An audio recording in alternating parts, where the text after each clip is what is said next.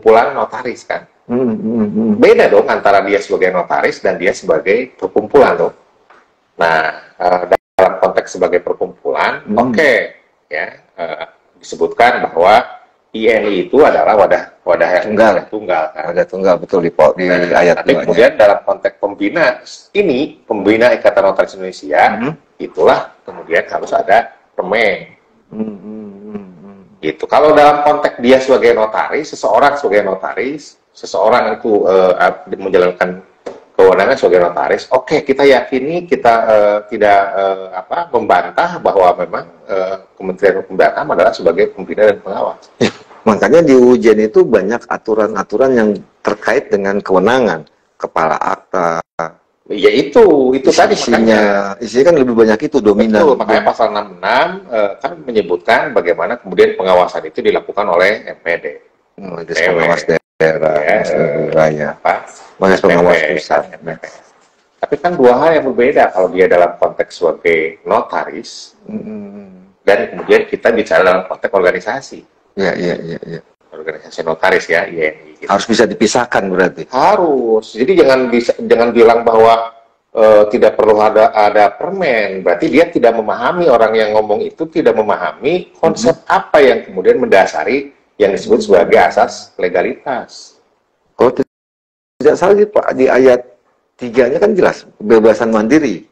Oh iya, makanya itu tadi kalau kemudian mau dalam tanda petik dijalankan itu pembinaan dan pengawasan katakanlah gitu ya terhadap organisasi profesi gitu ya, artinya terhadap INI, berarti kan permennya harus ada. Supaya apa? Supaya kita tahu bentuknya kayak apa. Oh, tupoksi di aturan-aturannya. Oh iya, rambu-rambunya apa? Kewenangan ini. Jangan kemudian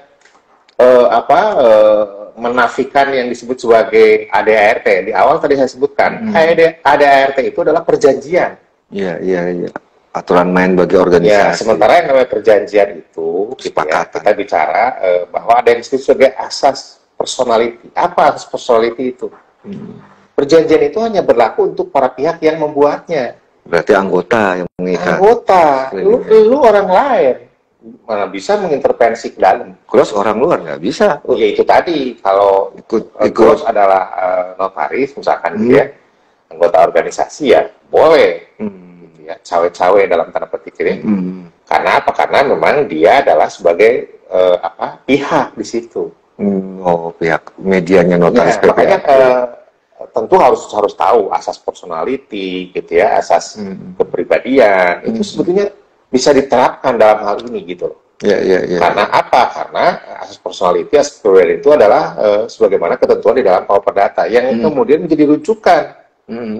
Ya, dalam konteks perjanjian di Indonesia sampai dengan sekarang ya. Jadi tidak hanya sekedar 1338, 1321, 1320 dan seterusnya gitu ya.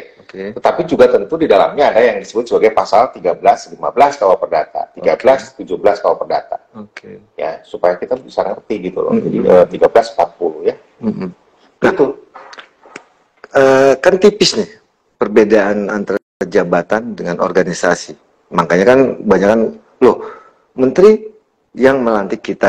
Menteri ada juga di 82 Kementerian Hukum HAM yang akan mengatur, mengawasi organisasi INI. Memang permennya belum ada. Tapi kan ini benarnya tipis, Kang. Ujung-ujungnya kan muaranya kan ke kementerian juga. Itu gimana? Untuk memisahkannya, mengurainya. Oh ini jabatannya harus begini, menteri, sedangkan di organisasi harus seperti ini. Itu gimana tuh, Kang? Untuk biar lebih detailnya lah, anggota biar nggak terjadi simpang siur. Kita mandiri kan, kita sebagai notaris itu bersifat mandiri kan. Nah, aktenya pun akte sangat saya cerita misalkan ini akte saya nih. Ya, akte saya ini kan dalam kapasitas saya sebagai notaris dong, bukan sebagai organisasi dong. Oke. Berarti Kang Ros saat ini jadi sebagai pejabat notaris. Iya, kalau kemudian kita bicara buat akte nih, ini buat akte. Ini akte. Berarti nggak kelihatan ya, harus dilihat. Buat akte lah gitu ya. Berarti kan saya dalam jabatan saya selaku notaris. Notaris. Tapi kalau kemudian saya bertindak dalam konteks anggota organisasi. Anggota organisasi ya dalam lingkup organisasi lah, bukan dalam konteks lingkup jabatan ansih. Berarti nggak ada kaitannya. Ya keterkaitannya bergabung dalam organisasi karena saya sebagai notaris kan gitu ya. Tapi dalam konteks pelaksanaan jabatan kan tidak ada urusan gitu ya dengan hal itu gitu. Nah, apakah di UUJN itu memang harus ada perbaikan dalam artian yang mengatur tentang organisasi kan hanya satu pasal? Ya itu tadi, makanya kenapa harus ada permen supaya tidak overlapping gitu loh. Ini kan kelihatan overlapping kan. Orang tuh menganggap bahwa tanpa ada itu juga sudah jelas kok UUJN, kemudian bahwa organisasi di bawahnya Kumham gitu.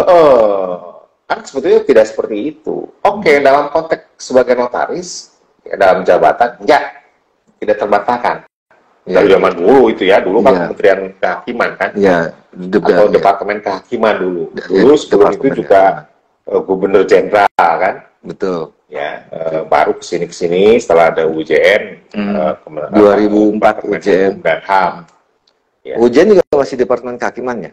Kalau tidak salah yang pertama ya. Yang saya waktu itu masih Departemen Kehakiman. Terus 2014 Hukum dan HAM. Hukum dan HAM karena sudah berubah. Lanjut Kang. Jadi apakah memang perlu nggak sih pasal itu atau dicabut atau bagaimana, atau kan ini tadi kan jadi overlapping nih kalau ini dikembangkan. Kalau ada permennya jadi seakan-akan ya, makanya ada pemahaman ya ngapain ada permen. Tadi sebetulnya ini masalah bukan masalah yang besar ya. Betul, saya masalah yang ringan, simpel gitu loh. Ya sekarang berarti kan kita udah punya ADART kan, dasar rumah tangga, itulah yang menjadikan rujukan gitu. Betul. Nah nanti kalau kemudian sudah ada permennya itu jangan kemudian bertentangan dengan ADART dong. Oke, harus jalan lah minimal. Iya, makanya kan pernah kalau tidak salah pernah beredar rancangan permen kan, permen kalau tidak salah waktu itu ya, yang kemudian isinya juga jauh sebetulnya ya dari kacau ADART ya. Nah, oleh karena itu sebetulnya kan sangat mudah. Bagaimana kemudian menyelesaikan dalam tanda petik ya kemelut di dalam organisasi ya pakai ADART lagi.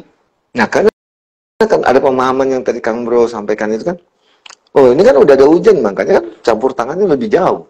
Nah itu yang ya itu tadi harus kemudian sama-sama disadari gitu, sama-sama disadari oleh kita, oleh rekan-rekan notaris bahwa kementerian itu tidak sampai sejauh itu. Katakanlah yang sudah diatur dalam anggaran dasar rumah tangga kemudian dinafikan, apalagi dinyatakan bahwa itu tidak berlaku lah, dikesampingkan. Itu tadi kembali lagi dalam konteks asas-asas hukum perdata gitu ya. Kita tahu bahwa yang namanya ADART itu adalah merupakan perjanjian, lingkupnya perjanjian antara siapa? Antara anggota dong.